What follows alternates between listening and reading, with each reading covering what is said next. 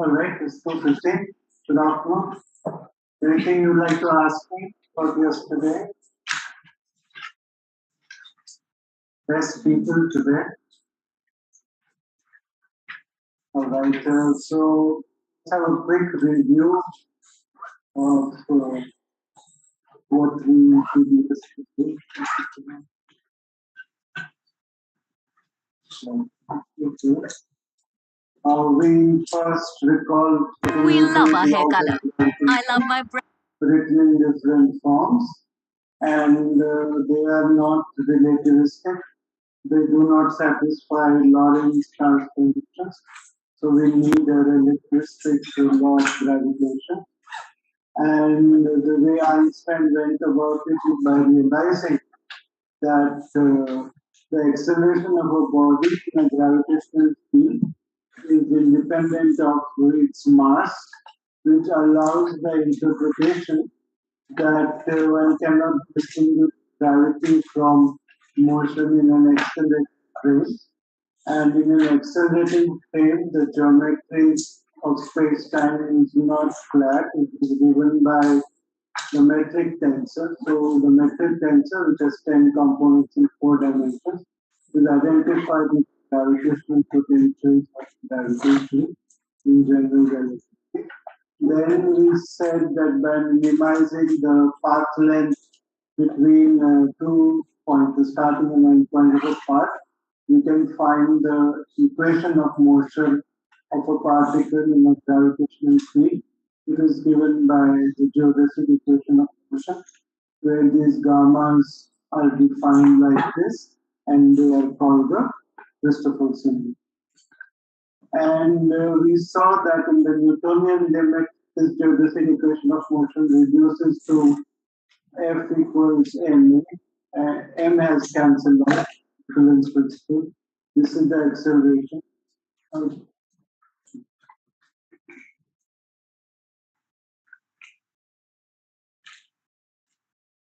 Okay, and this is the acceleration. It is proportional to the force, which is minus grad phi. The geodesic equation, this one down here, can also be written as follows: that if Vr is the tangent vector of the geodesic, its covariant derivative vanishes. That's the geodesic equation. And the covariant derivative is defined as the sum of the partial derivatives and the term proportional to the Christoffel symbol. And then the last thing we covered yesterday is how to decide whether a surface or a space-time has curvature. That is decided by the Riemann tensor.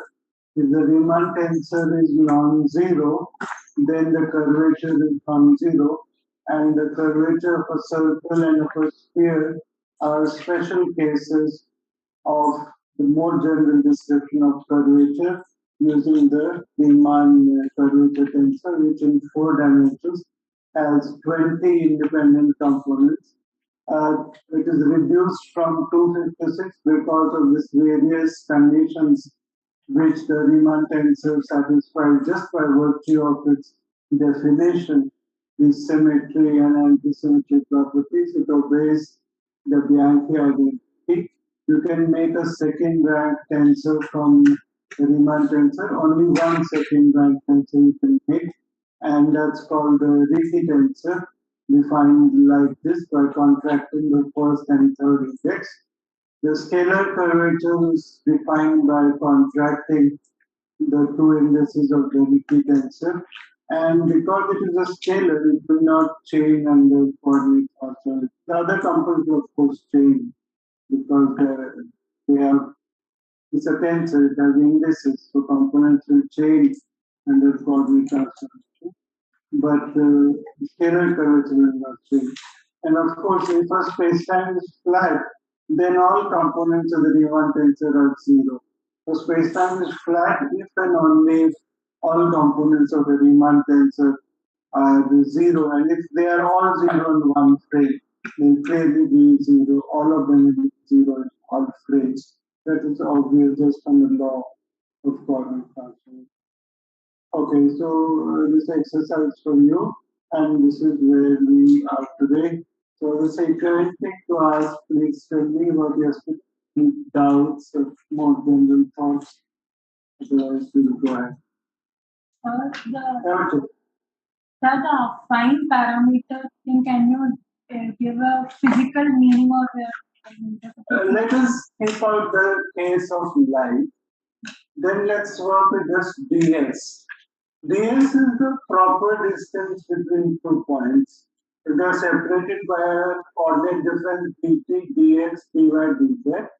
ds square is dt square minus dx square minus dy square. That's a proper distance which remains unchanged under Lorentz transform. And this is now in a curved space, represents eta algebra by gij. ds square is gij, dxi, dsj. Under coordinate transformations, this will remain invariant. This is the invariant distance between two neighboring points, or what we also sometimes call proper time. That is where keep out the case of light, and that lambda is done. Let's leave. Okay, so we have all the machinery to, thanks to Einstein, to write down the field equations of general relativity, which are relativistic, meaning in the absence of gravity, the loss should reduce to that of special relativity. So, like I said, what are we trying to do? We are trying to generalize Poisson's equation. We know that phi has been replaced by gij, the metric. This Laplacian has to become something relativistic, but that is not enough. It has to also have information about curvature. So it has to be made from the Riemann tensor. And it will be good if it is, second derivative of the metric. That's the simplest possibility. And so we want to make something from the Riemann tensor here, replace this by gij. And for the equation will now become nonlinear. They will have terms of the form gij times gij also. Because you can see the Riemann tensor is nonlinear in the Christoffel symbols. Christoffel symbols are nonlinear in the metric if you look at the definition. So there will be a nonlinearity in the dependence on the metric. What about the right hand side? If we want the left hand side to be second order, that is the simplest possibility because the gravitational potential is second rank tensor. Then the right hand side also should be second order. And another way to see that the right hand side is the second rank tensor is that firstly we have to replace this by energy momentum vector. This is already a 4 vector, so momentum goes into energy. And what is the source? Remember electrodynamics, that's the case we look at. In electrodynamics, the source is the current. It's not just the charge density. You have currents also because currents produce magnetic fields. So given charges and charge density, we made currents. Now instead of charge, we have 4 momentum. The corresponding thing for electric charge in special relativity is 4 momentum. And we have to make the current of 4 momentum. Earlier making current of electric charge, the current is a 4 vector. If the charge is a scalar, the current is a 4 vector. Now the charge is being replaced by the momentum 4 vector. So the current will be a second rank tensor. That's the energy momentum tensor. We'll do that slowly. Let me remind you of the electrodynamics case, Maxwell's theory, and see how the fourth current is constructed. That makes it easier for us to do the energy momentum. So what is rho? Charge density. If you have many charges, the density of charge, electric charge energy divided by the volume, that's the charge. What is J?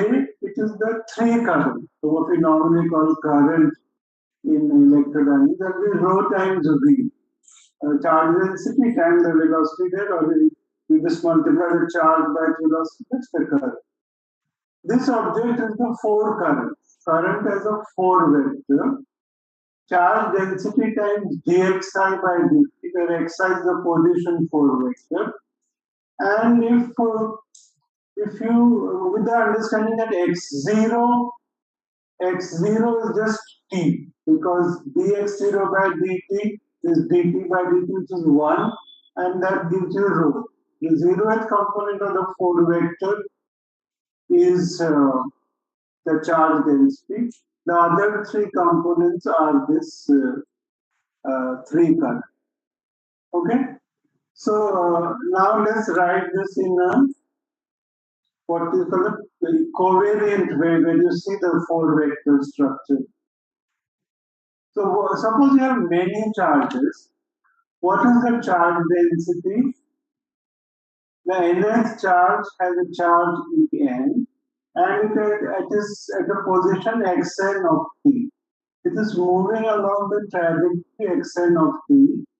So what is its contribution to the charge density? If you understand delta function, familiar with delta functions, it is non-zero only when x is equal to xn, it's zero everywhere else. And if you multiply f of x delta function and integral over x, it will be f of xn. Okay? So clearly the charge is a point. So the nth charge contributes this much to the charge density. The delta function is a one dimension of 1 over volume vector 3. And you sum over all the charges. This is your charge density in Maxwell's electrodynamics. What is the 3 current? Take the charge density at a point multiplied by the velocity of the charge. This is the current due to the nth charge, sum over all the charges, the total current density.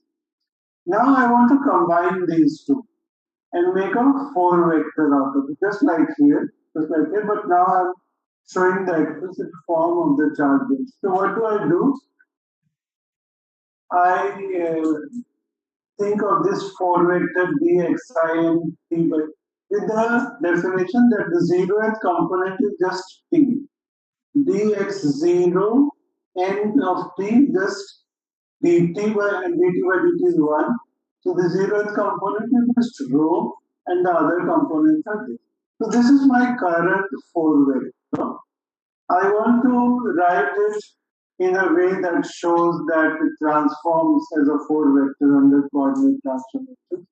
So I can do the following.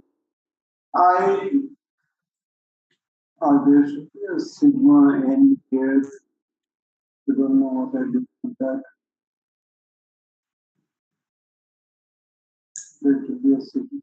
Okay, one moment. So what I have done, I've introduced a time integral and converted this third order delta function into a fourth order delta function with the understanding that x0 is t. So if I integrate over t prime, the time part of the delta function will get integrated over. T prime will become t. This is t, this is t prime. T prime will become t, and I will be left with just this and the dt prime. So dt prime integral has been introduced because I want to write it in a form where it looks like the form. So do you understand this? I've just added a delta function and I've integrated over t prime. You can do that. If you add a delta function, you integrate over that variable, you have not really done anything extra. Okay, so now this dt prime will can cancel. I just replace it by the invariant distance, what you just asked, ds. This form is clearly covariant. There should be a sum over n for all charges. This sum of over n has to be still there. I'm sorry, I forgot it. I will correct it in the online version. So this is clearly a 4 current. So this is a 4 vector. It is being divided by ds. Right, this is a 4 vector integrated over proper time, sound over all the particles. So this is show this is a 4 current which combines charge density and current in the same formula, 4-dimensional vector. And this, if you recall, this is the continuity equation which expresses conservation of charge. Total charge is to always conserve, and that can be written in this form as the divergence, 4 divergence, the vanishing of this is a 4 divergence. Del by del x at jx equal to 0, I is contracted. This is a covariant way of writing the continuity equation. So why are we doing this? We now repeat all this for what we need for the gravity. So is this okay? Okay. So what is this for current for? For a charge density rho. The charge is a scalar, the 4 current is a vector. Now charge will be replaced by the energy momentum 4 vector. Special relativity, energy and momentum together form a 4 vector. Now we want to make the density and current of a 4 vector. Think of the 4 vector as having 4 components. For a moment, think of each of them as a scalar. So if you have 4 scalars, for each scalar you have to make a current. You imagine that each one of them is like in electrodynamics. Yeah. So okay. So I want to now make the density of Pi. So that is the density of 4 quantities. Pi has 4 components. Each one of them has a density. And for the nth particle, I do just what I did for the electrodynamics case. The nth particle, if it is at a location xn of t, in being positive or negative, couldn't we make ji in that? Yeah, but we are dealing with time-like particles and time-like volume. That assumption we have to make. You are right that it could go imaginary if it was space-like, but we assume that particles move along at the speed less than that of light. That assumption of special relativity is definitely there. Hope I answered your question. Okay. So this is the dense. This is the density of the 4 momentum vector. Its zeroth component where we will put I as 0. So notice now that I'm making components of a second rank tensor. If I have an index Ti, that is corresponding to Pi, I will make first the density and then I'll make the current. The density is carrying this index 0 and the current is carrying this index alpha. Alpha is going from 1, 2, 3. So then it's just like here. Density and current. The 0th component of the current is the density and the other 3 components are the 3 currents. So 0th component of the energy momentum tensor Pi0 is the density of Pi. As I said, put I equal to 0, you get energy density. Put I equal to 1, you will get momentum density. So what is the meaning of momentum density? You have fluid, many particles are going by. Everyone is having its own momentum. To add the total momentum and divide with the volume, that is the momentum density of the fluid. Okay? And yes, so that is the density of 4 momentum. Now, what about the current of 4 momentum? So now alpha is going 1, 2, 3. How to construct current for something? Multiply by its velocity. Take the density, multiplied by the velocity. That's what I have done. This is the current. So this density of Pi, current of Pi. Now I combine this into one formula. You see it is all nice and intuitive. It is Ti0 and Ti alpha are combined into Txj, where again I have assumed that x0 and t is just t. So that will give me dt by dt1 and give me this. This object is formally called the energy momentum tensor. It is the current of the momentum 4 vector. And now I can write it in other nice ways. Firstly, I want to say that this is symmetric. I have replaced this velocity by momentum by energy. What does that mean? In special relativity, energy is equal to mc square gamma, right? Set c equal to 1. So E is m gamma. What is momentum? Momentum is mv gamma. P is mv gamma, m gamma is energy. So P is v times energy and V is P by energy. This is V, velocity. It is for momentum by the energy. Okay?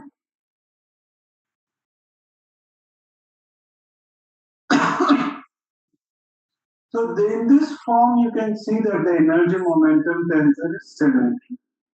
So we are going to use this on the right-hand side of Einstein equations. And again, I can, repeating the current uh, method in the previous slide, I can write it in an invariant form. Beta by tau is the same as S actually, change of notation. This is the proper time.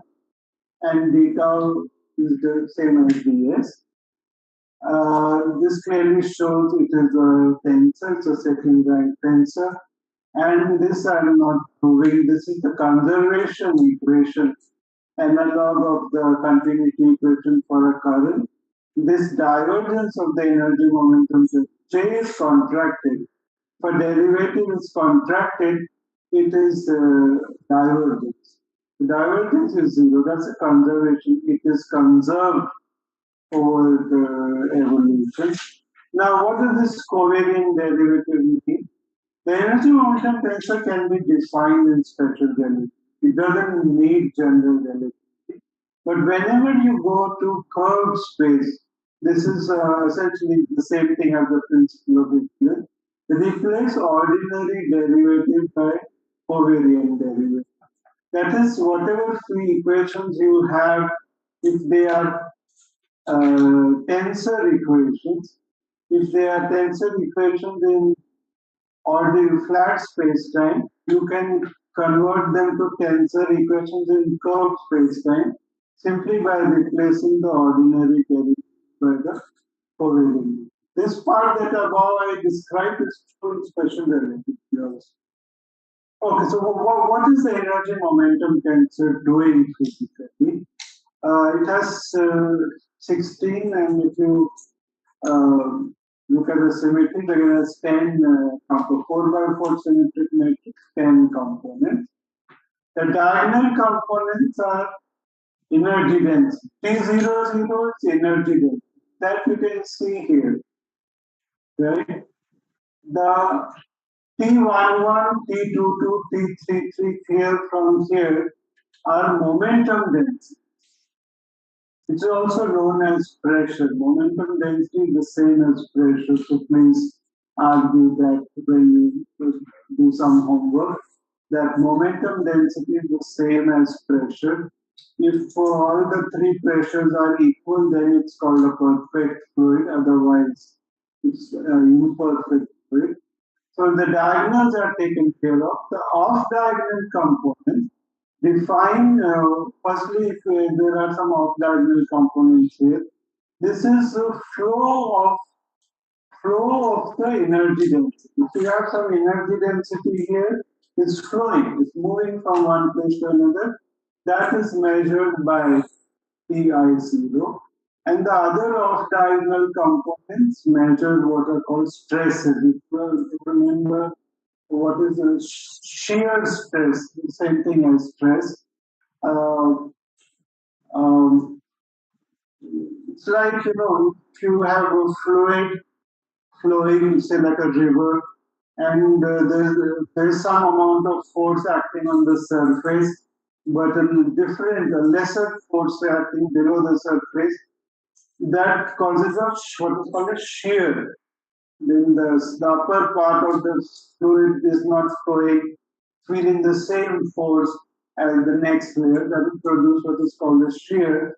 And then the shear stress tensor is what is contained in the off diagonal components other than Ti. Ti zero, Ti zero is the flow of energy density. The other off-diagonal components are flow of momentum, which is, what is the same thing as the shear stresses, and that's why it should be called the energy momentum. If you want a simpler picture, which will help you, through these lectures, it's not such a complicated object. The zero component is energy density or mass density. That's the same as in Newton. Remember? Laplacian phi equals 4 pi 0. That rho is going to be T00. But in relativity, energy and momentum,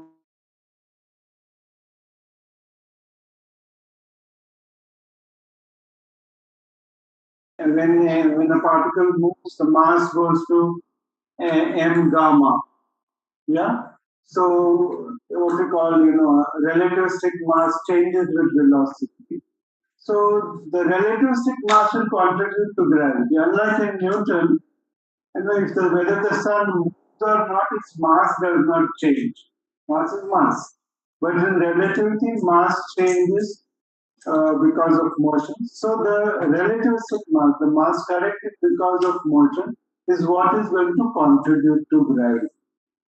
So momentum contributes to gravity. Momentum density will contribute to gravity. That's pressure. So think of the energy momentum tensor. If it's just one particle or a localized particle, then just think of its mass or energy or mass density. So if I want to find out the gravitational field of the sun by treating the sun as a point particle, all I need is T00 is m times delta 0. We're sitting at the origin. And that's the mass density due to the sun. If it is a fluid which has pressure and it is isotropic fluid, pressures are isotropic. T11, T22, T33 will all be rho. P, same pressure. So pressure and density is all you need to know for the time being to get a picture of what this thing otherwise might look complicated. T00 is energy density or mass density. T11, T22, T33 are pressures. If it's a fluid, so just one particle, that's simply 1 particle at rest. Is that okay? This object is important. Slowly get used to it. It is going to sit on the right hand side of Einstein's equation. Now we will be on the left hand side. Then we are ready to write Einstein. So this, as you know, is an art. What are going to be my field equations is an art. You have to write it down, you have to work out the consequences, you have to see if it agrees with experiment. So this is what is one set of conditions you can place to construct field equations, which are same as general relativity. But there can be more general equations of gravity. Given the metric, given that the metric is gravitational potential, I can write a variety of equations for the metric, right? I'm free, GIK. I can take any number of derivatives and construct something. So we have to put in conditions. So what are the conditions we are going to put? I want curvature to be determined by energy moment. This fellow, Tij, is going to sit on the right hand side. The left hand side has to be something made from the curvature tensor, which, by the way, I don't know if I mentioned this. We should have looked at its dimensions. You see, what are the dimensions of curvature? What are the dimensions of gamma? It is 1 over length. Metric is dimension. Metric has no dimension. This is differentiated once. So potential differentiated once. The potential is dimensionless pi by c square. Gamma is a dimension of 1 over length. So that means curvature has dimensions of 1 over length squared. So that's like here. Like a sphere 1 by. But even if you go for higher dimensional surfaces, the curvature will always have dimension of 1 over length squared. So please remember that. Okay. So what about the dimensions of energy momentum tensor? Let's look at one case. T00 is energy density. Energy divided by volume. That is the dimension of the energy momentum tensor. T00 is energy density. All other fellows will have the same dimension. mc square by v. Energy is mc square. mc square, the mass into velocity square by volume. That is the dimension of the energy momentum. So when we make Einstein equations, we have to also match dimensions on both sides. This fellow is having dimensions of 1 over length square. Energy momentum tensor is, energy density. So we have to match it accordingly. Okay. Well, what are the constraints we are going to put? Need a second rank tensor made from the curvature. So we'll call it GIK and we give it the name Einstein tensor. This is what we arrived at. As a fourth order tensor, you want to make a second order tensor, you want to start remembering what is the second rank tensor possible. There's only one second rank tensor possible from the Riemann tensor, and that's the Ricci tensor. The simplest thing to do is RIK equals TI. Yeah, that's what Einstein first did. And in those early days, it took him also some months to realize that that won't do. Simplest is RIK equals R, TIK won't do. Turns out we need some contribution from R also. We are almost there now. If you say that you want to make a second rank tensor from the Riemann tensor, and this is put by hand, should be linear in the second derivatives of the metric. Obviously, it is not a law. It is a desirable feature because Newton's equation is linear in the second derivative of the potential. It's Laplacian phi. It's linear in the second derivative. You don't have Laplacian phi into Laplacian. So GIK second derivative, we want it to be linear. And the next step is also putting by hand. Should be at most quadratic in the first derivative. This you now homogeneous equation of degree 2, namely either a second derivative or bilinear, quadratic in the first derivative, like gikx, gjk, gjly. Derivative of the metric multiplied with itself. And definitely you want it to be symmetric. So the right hand side is symmetric. And moreover, this fellow obeys a conservation law. Yeah? The covariant derivative of PID is 0. So the covariant derivative of GIK, this is the object that is going to sit on the left hand side of Einstein equation. This covariant derivative should be 0. In the weak field non-relativistic loop, when the gravity is weak and only has one component G00, then the Einstein tensor should reduce to this fellow because G00, sorry, I should remember was 1 plus 2 pi. Let's go back. Right. You see that G00 in the Newtonian limit is just 1 plus 2 pi. All other components are 0. Right. So, G00 is 1 plus 2, 5. I want this Einstein tensor to reduce to the Laplacian, so only then I'll get Newton's laws. And the right hand side will become just energy density. This will become Laplacian phi equals rho. Constant will put under these conditions 1, 2, 3, 4, 5, 6. This problem you'll find in Whistler, Thornwheeler, also in Weinberg's book. Under these 6 conditions, the only second rank tensor you can make from here is this one. See, already we had guessed that the Ricci tensor is one possible second rank tensor. Why can't we leave it at Rik equals Tik? Because that is not divergence free. The right hand side has to be divergence free, zero divergence because of conservation of energy momentum tensor. Rik covariant divergence is not zero, but this fellow together has zero covariant divergence. This, in honor of Einstein, is called the Einstein tensor. This is what he finally arrived at in 1915. So in November 1915, Einstein wrote 4 papers in 1 month. 4 papers in 1 month, submitted to the same journal. One a week. Short papers. Every time there was a little mistake, you will correct it, submit the name. He knew he was almost there.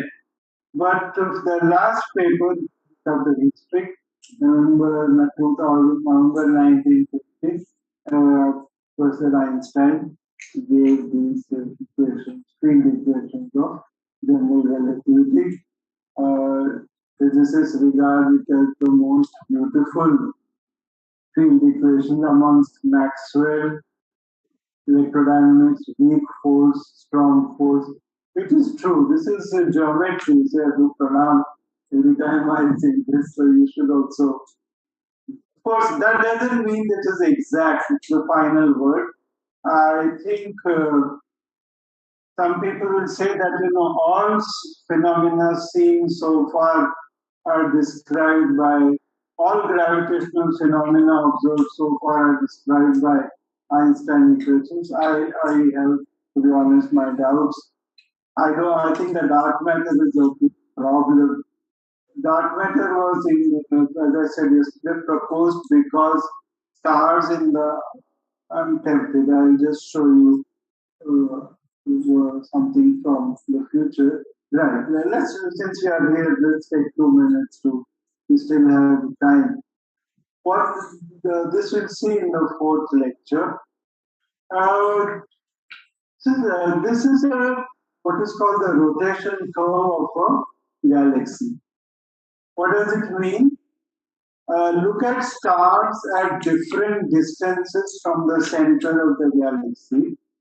They are going around, let's say in circles for simplicity, nearly circular orbits. You can find out the speed at which a star is going around. Yeah? That speed in kilometers per second is plotted as a function of the distance from the center. And this is what is seen. These different points which are different stars. This is what you see. This is what is the observed rotation curve. Observation from 21 centimeters. That what does it mean? Observation from starlight, observation from 21 centimeter hydrogen. In the inner regions of the galaxy, like for our galaxy, it's going to be about, I think, 50 kiloparsecs. Okay. So these something was signed out. This will take care. Okay. So stars are used to plot this part of the rotation curve. If you go out, the star population essentially dies out. But there are something known as H1 clouds, clouds of hydrogen, which are also going around the center, and you can use them to extend the rotation curve much farther out. This is what you see This is what you expect by applying Newton's law of gravitation, namely v square is gm by r. V, m you can see. M you can see the stars. You can count stars. You can measure the total mass. Put the value of mass. You know the distance from the center. Find v. V square is gm by r. So inside the galaxy, the mass is growing. So mass is roughly growing as r cube. R cube by r is r square. V square is going after v is going as r. This is what you see. Yeah, v is going as r. When the galaxy stars end, roughly the mass, total mass is already inside, m becomes a constant. V square is gm by r, m is a constant, v square is 1 by r, v goes as 1 over root r. That is this curve. You see, this is what you expect. This is more or less matching. But outside, it should have been like this. What's going on here? You see the difference? This is a Keplerian curve. If Kepler's laws are being obeyed, this is a Keplerian fall off. There is what is called an anomaly here. If Newton's law of gravitation is correct in these regions also, then we say there is additional dark matter hiding here, which is going to contribute. V square is gm by r. Make m higher. V will go up. You will get V from here. You follow this? Or how do I know there is darkness? They have not found it. Hundreds of experiments are looking for it in the galaxy. They haven't found it. But that is the least of the problem. I'll tell you some other things. Since we are here, so the other possibility, of course, is that in these outer regions, Newton's law of gravitation is breaking down. V square is not gm by r. V square is something else. In particular, this goes more or less flat. The other galaxy is also V square is constant. It's not falling. So what should my law of gravity be? What is the acceleration? V square by r. Newtonian gravity, V square by r is gm by r square. Now suppose if V square by r is gm by r. If V square by r is gm by r, new law of gravity. R cancels, V goes as root gm. It is interestingly found that indeed V goes as root gm. Not only is it constant, it is which is the value of the root gm. Now I come to the most striking part. When does the rotation curve start deviating from mean? This suggests that after some distance, it starts deviating. No, that's not the truth.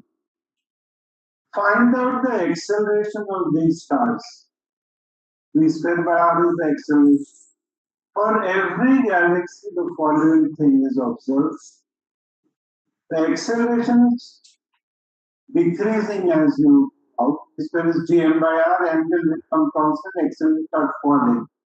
Whenever the acceleration of the orbiting stars goes below 10 to the power minus 8 per centimeter square, the curve starts departing from the Newtonian curve.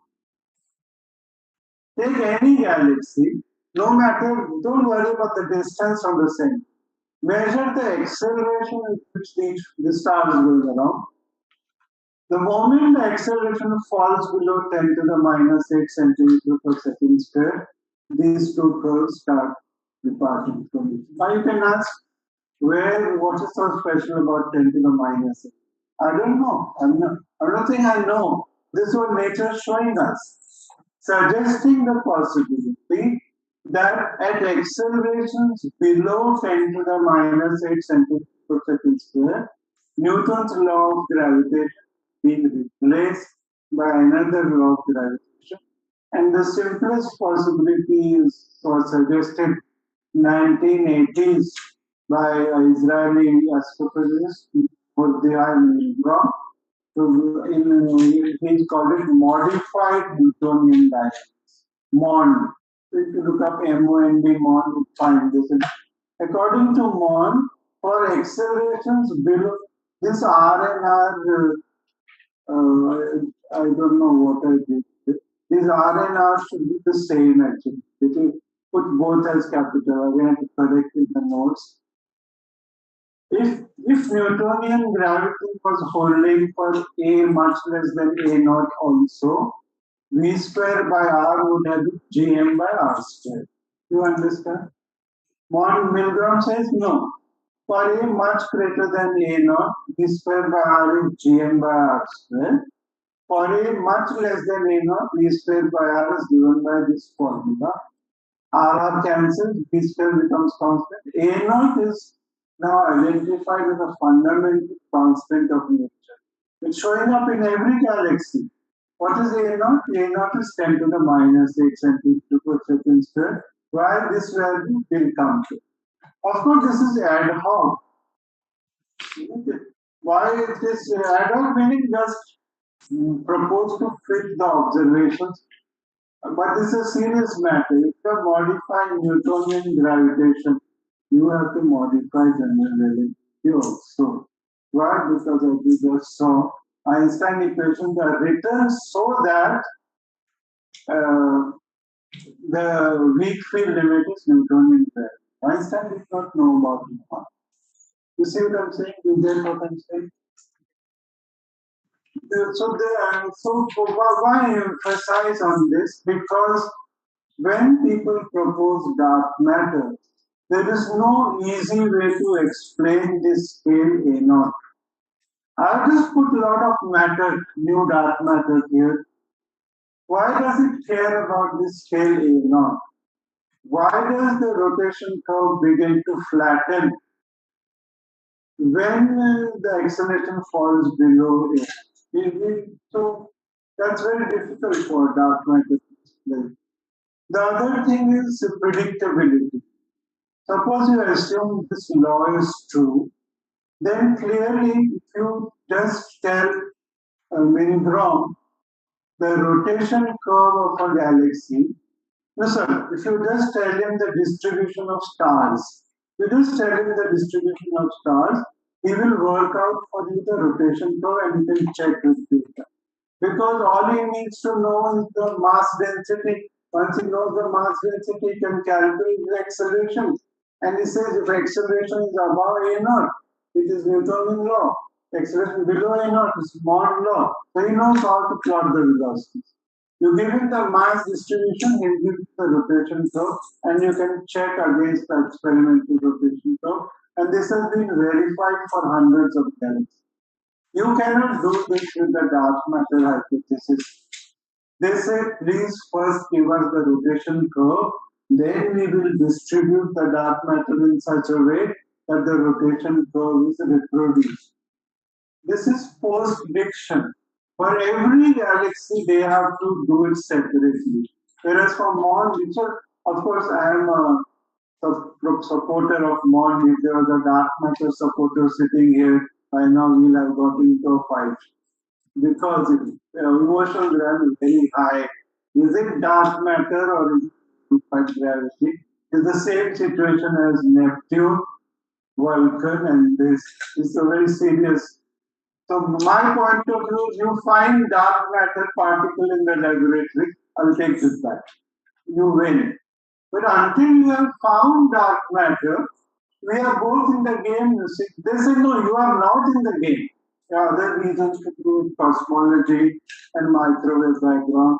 For my cosmic microwave diagram and cosmology, dark matter works much better than MON.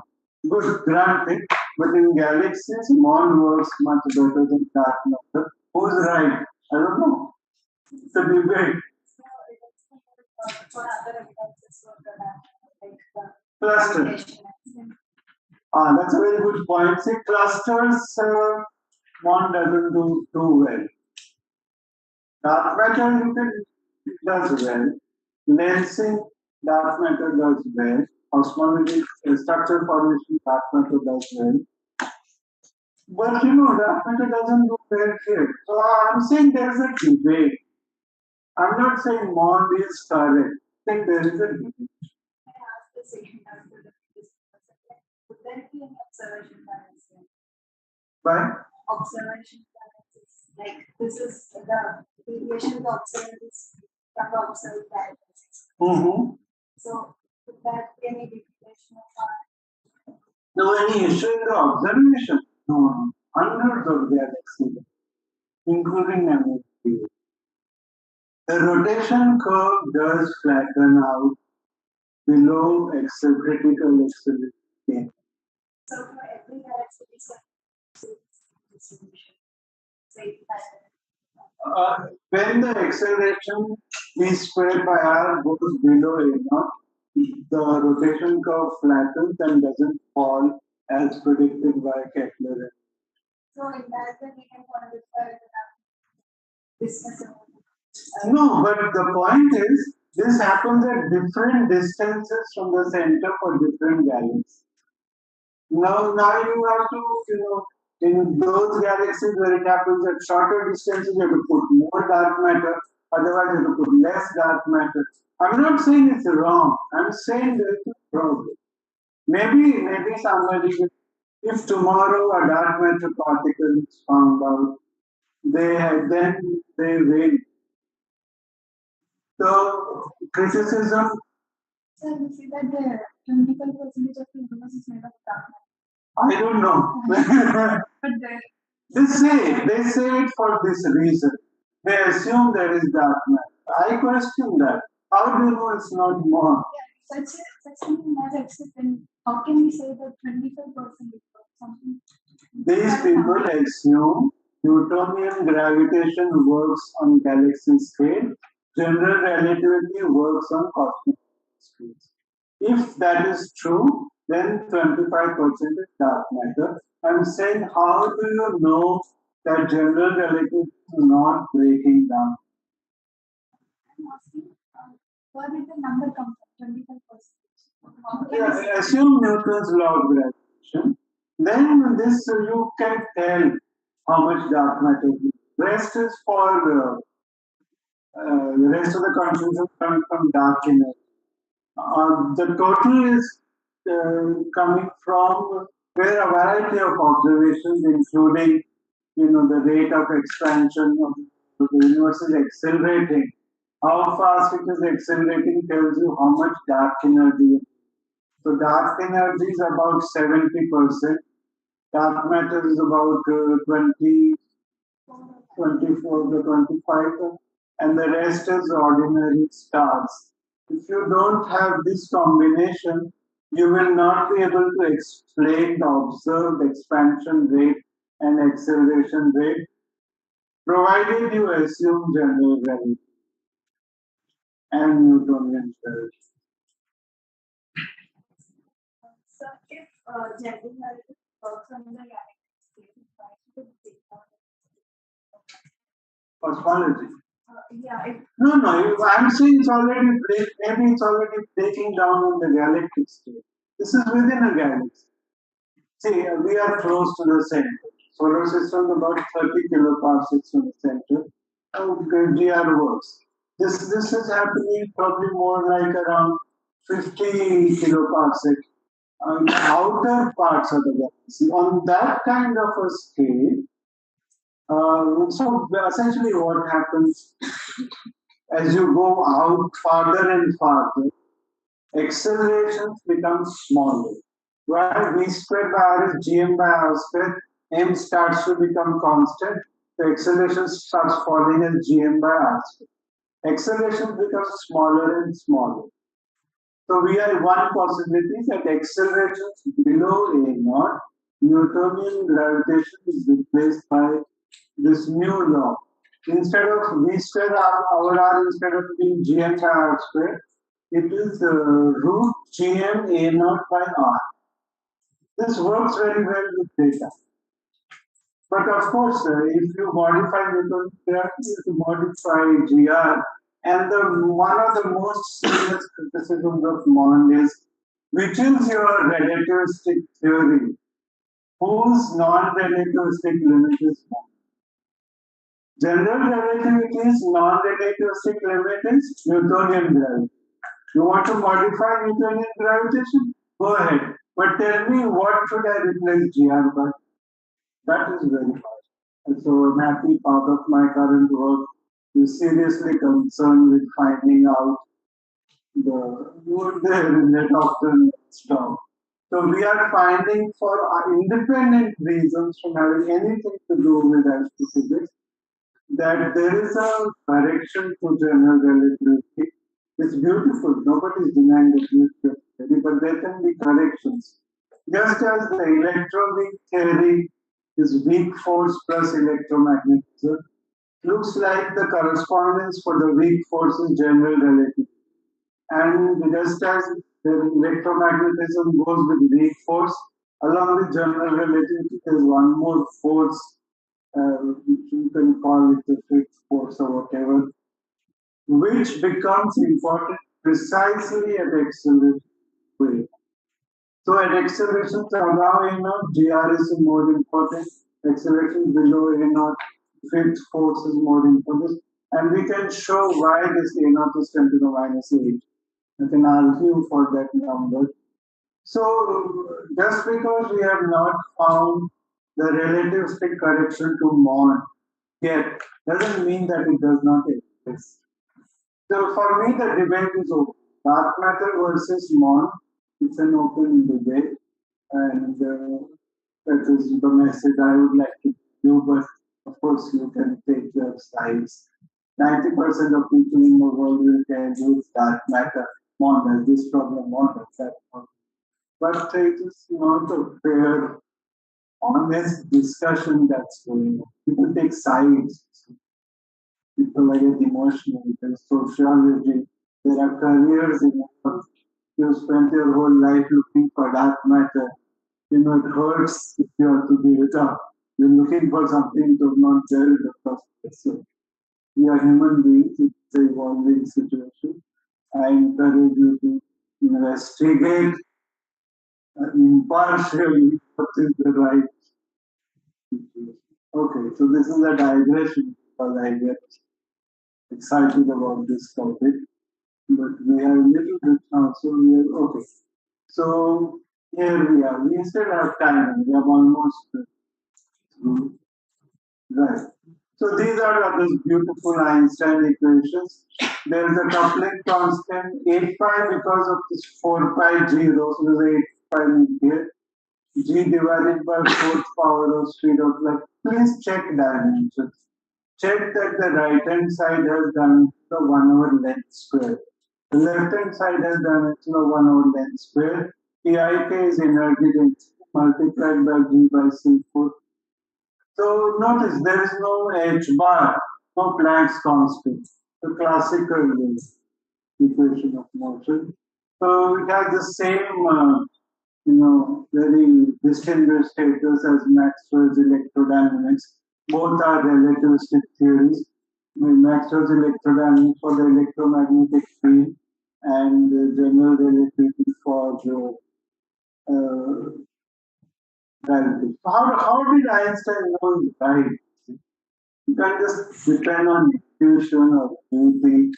He calculated the precession of Mercury's perihelion from this equation. So these don't look like differential equations, but RIK has second derivative of the metric.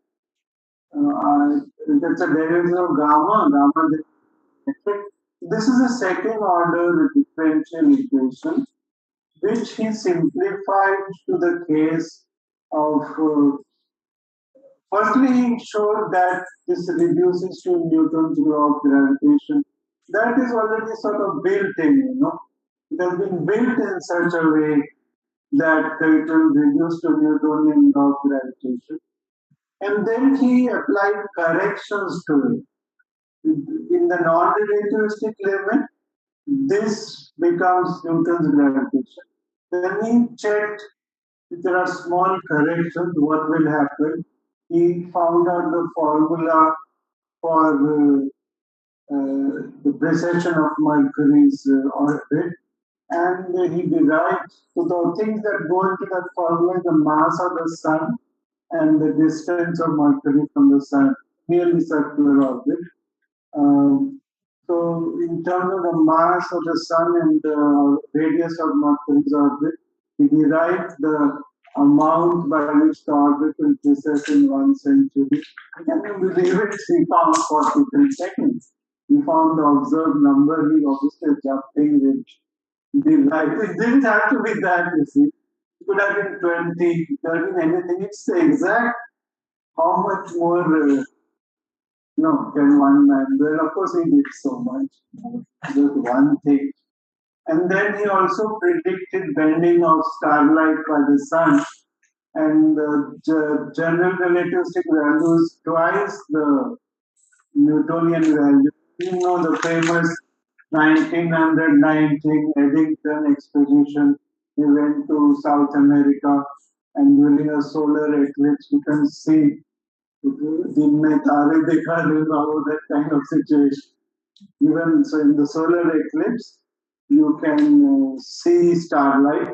So that will change. The sun is bending the light of the star because of gravity. The position of the apparent position of the star is going to change depending on whether the sun is in front or not. And yes, Eddington proved. They say Eddington confirmed Einstein. Please go and read the history. What all behind. Was Eddington trying to fit Einstein? There is a lot of later experiments that prove that Einstein's formula for bending of light is correct. That is where gravitation lensing comes from. So 1915, he discovers the theory. He explains perihelion precession. He predicts bending of light.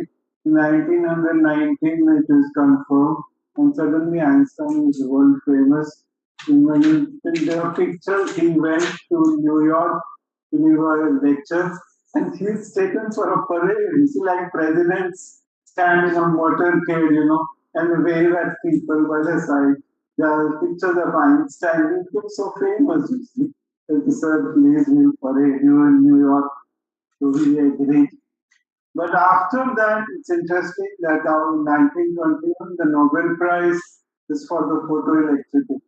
It is not even for special relativity, let alone general relativity. Why? Because there was a lot of doubt, new concepts, it's too early. And there is unfortunately also at least some political angle. You probably know this, that he was a Jew. He was hated by the Nazi party in Germany. He had to flee, of course. And relativity was called Jewish relativity. So German professors were scared to teach relativity. And I should point you to a very interesting article that quantum theory was developed very strongly also in Germany, Heisenberg, and in that school, Vienna, Schrodinger, Planck.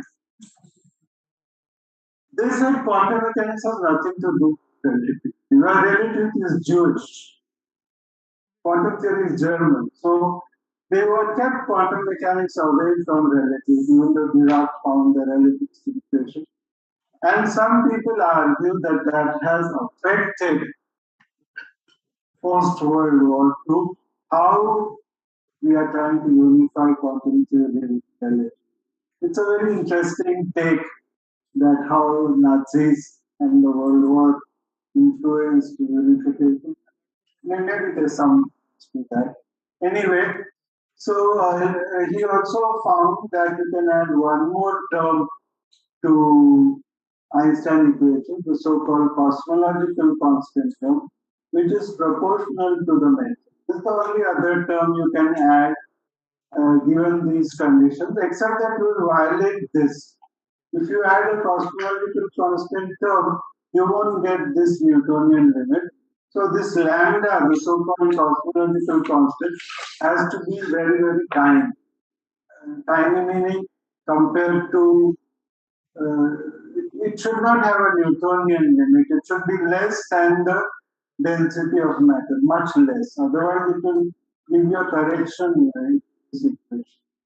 So today, of course, the cosmological constant is very popular because it can explain the accelerating universe. The universe will not accelerate if lambda is zero, but if lambda is non-zero and positive, it will, you'll see in the last lecture, it will cause acceleration of the universe.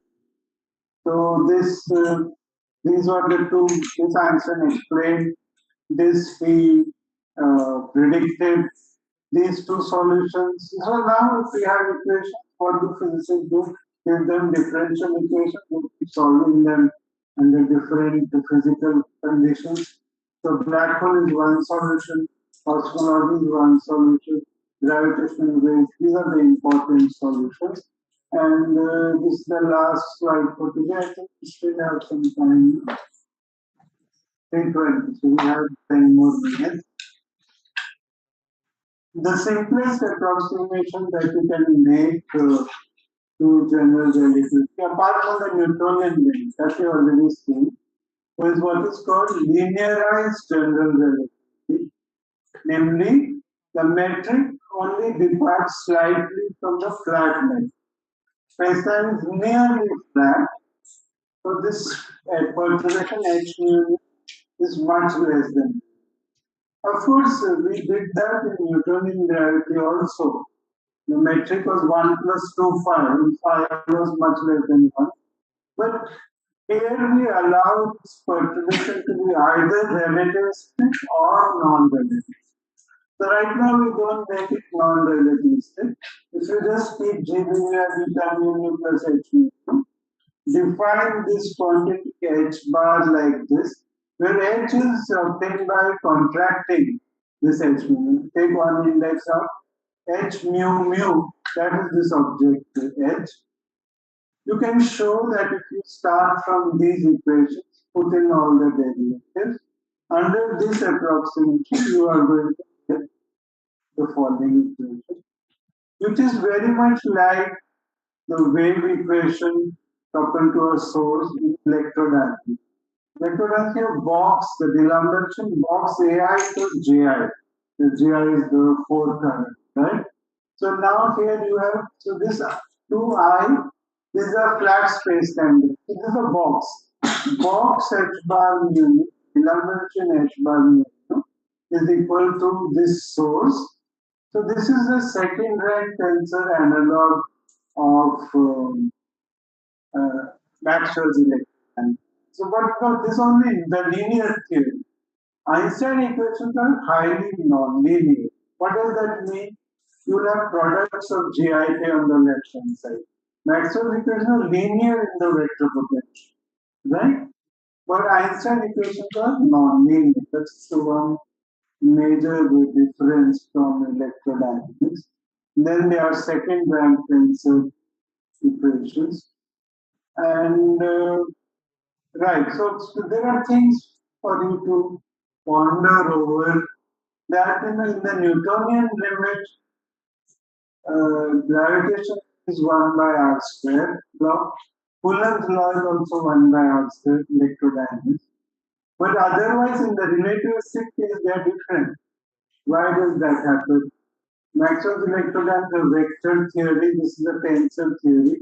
Vector theory is the quantum gate bosons which mediate the interaction of spin one particle.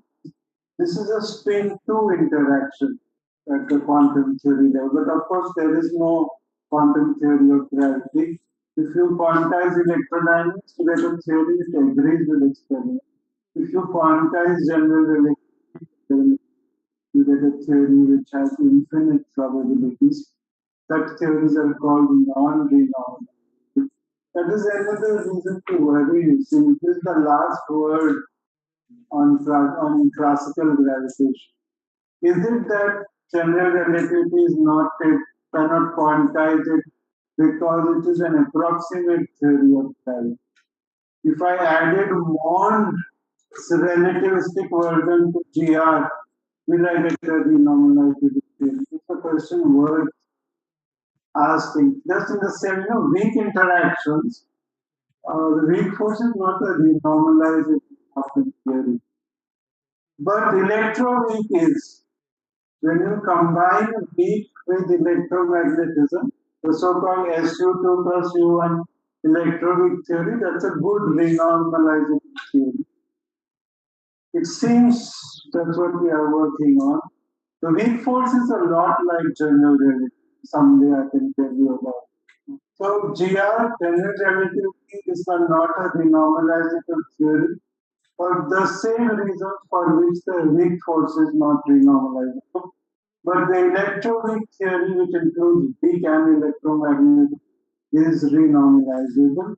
And it looks like when you modify GR by Mond's relativistic version, that theory may be renormalizable. And the strong reason to suspect that GR works when accelerations are high in the solar system or inner region of the galaxy, but it has to be replaced by GR plus fifth force if you go in the outer regions of the galaxy, so that you can explain rotation force using Mond.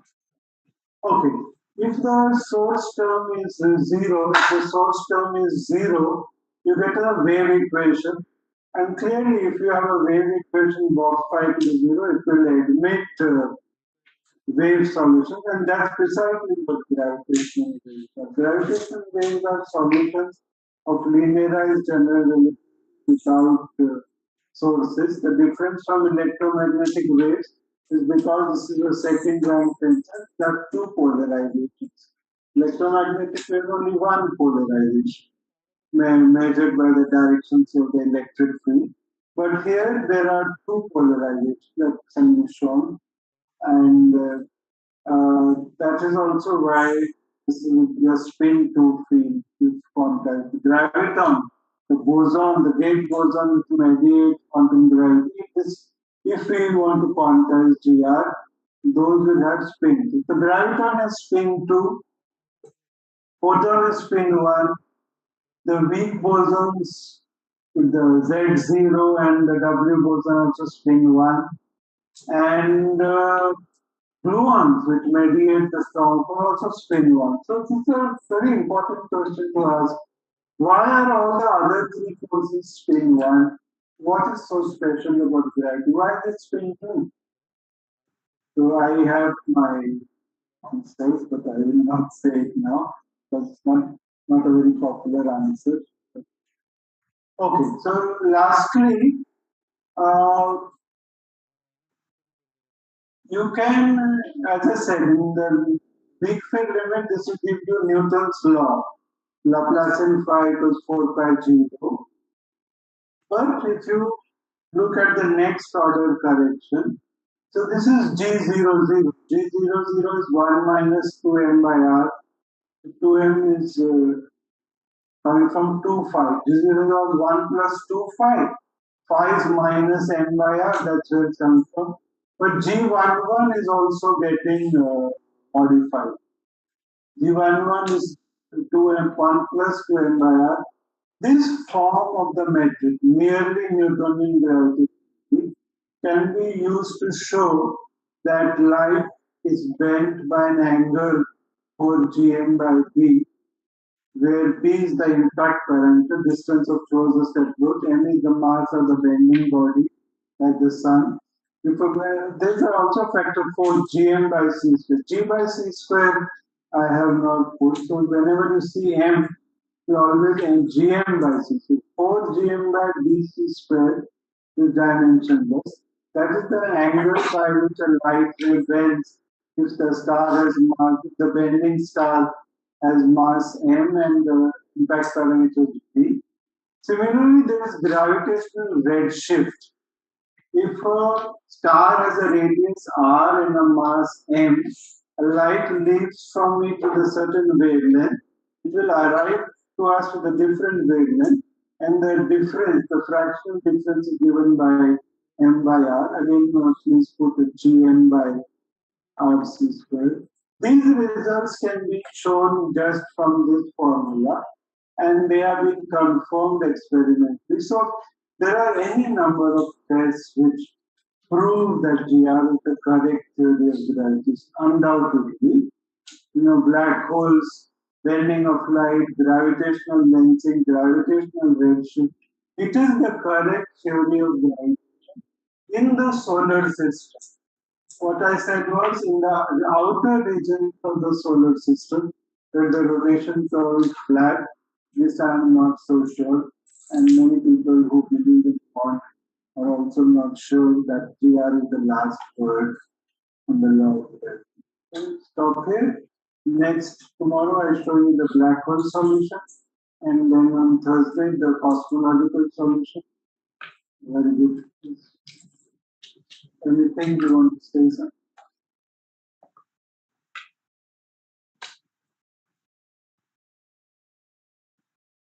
Okay, so we can stop here. If you want to read about dark matter at a popular level, there is a new book. It's called The Elephant in the Universe. You have the elephant in the room, the elephant in the universe. People don't know what it looks like. And it has one chapter on the monde also.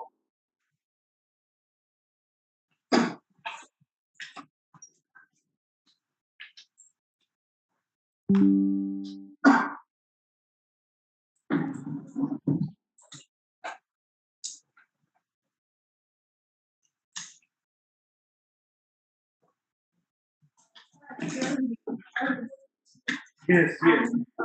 I came across something that if this gravity relates in a different mathematical how does So what is happening is this lambda term that I showed you, the cosmological constant.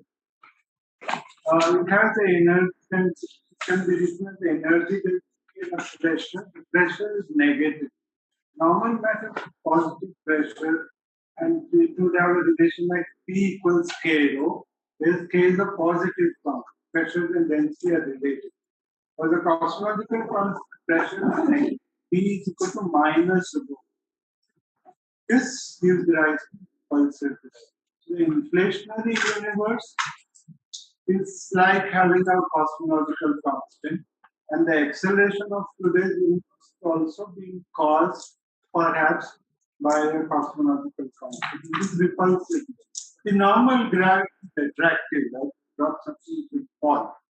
Same thing happens to galaxies, the outer region of the universe. When it's expanding, you expect the expansion to slow down because things are pulling each other. There was an explosion, big bang, and things went out. They should be slowing down. In the past history of the universe, they were slowing down, but in the recent history, since galaxy formation began, the expansion is speeding up. It's not slowing down, it's speeding up. It's like you throw a stone up instead of coming down to the earth, it's speeding up. It's very ungravity type. Yeah? But if the acceleration is due to a cosmological constant, that is like a fixed gravity. But again, I would say the open question. What we know is the universe is accelerating. What is causing the acceleration? Maybe it is the cosmos. Because proposing a cosmological constant comes with its own problem. It's because those problems have to do with quantum theory. Zero point energy of particles, you have read in quantum theory, contributes like a cosmological constant, and that zero point energy of all the particles is huge. And so it's not clear why that is not contributing. The zero point energy was like a cosmological constant and contributing, the universe would have fallen back on itself to start with the Big Bang. So why is the cosmological constant so small? It is 10 to the power 120 orders of magnitude smaller than what it should have been. So proposing a small non-zero cosmological concept to explain acceleration. Calculated problem.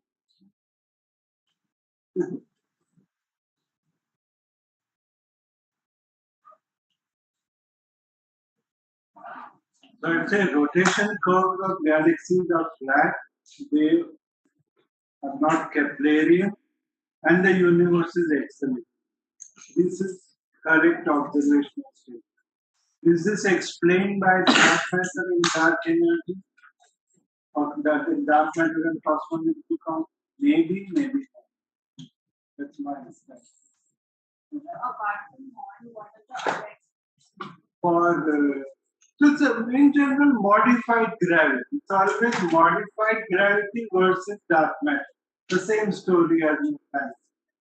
There are other variants of modified gravity other than MOND, but MOND does the job best. MOND is the most successful modified gravity. But there are other models. But there will be basically two classes. Either you put more matter or you change the law. These are the only two things one can think.